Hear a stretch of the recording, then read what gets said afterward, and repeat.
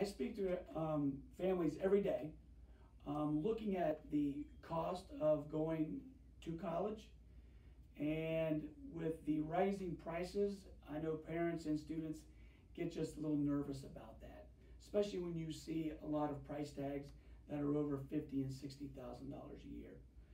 On every university's website, within 2 clicks of the homepage, they have to have a tool called the Net Price Calculator.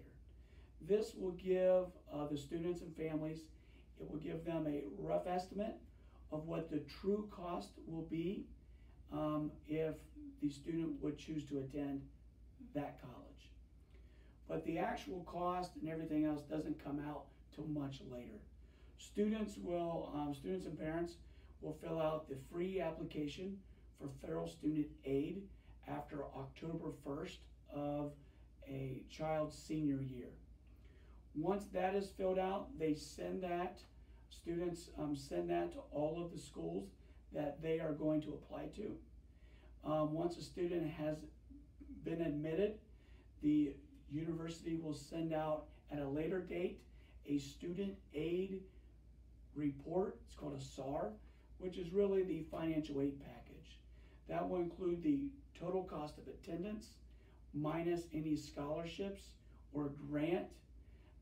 It would also include any type of financial aid if students qualify for state aid or for the federal Pell Grant.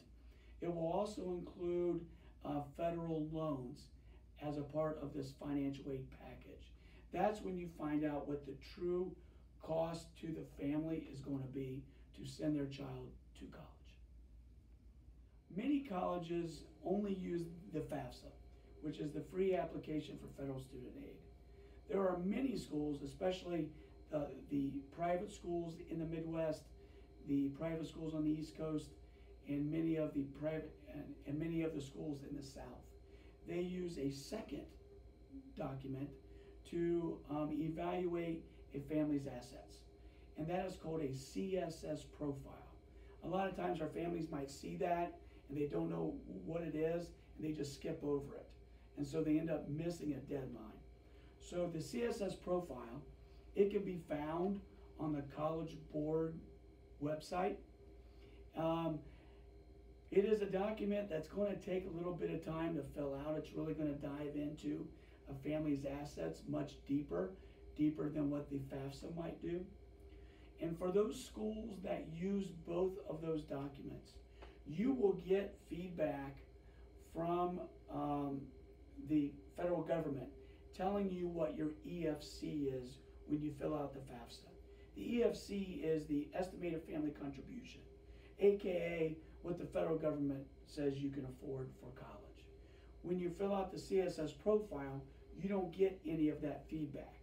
So you don't know what that number is from the schools that are using the CSS profile. But parents, I think it's very important that you know that if you have a school that's using the CSS profile, it's important that you schedule a meeting in the financial aid office and you ask them, what is my EFC using the CSS profile? If you ask that question, they have to tell you.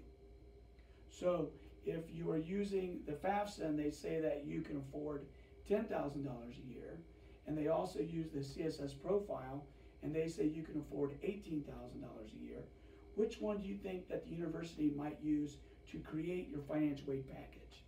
Right, the one that's much higher. So that's where you as the parent can advocate for your child and what the finances are with your family.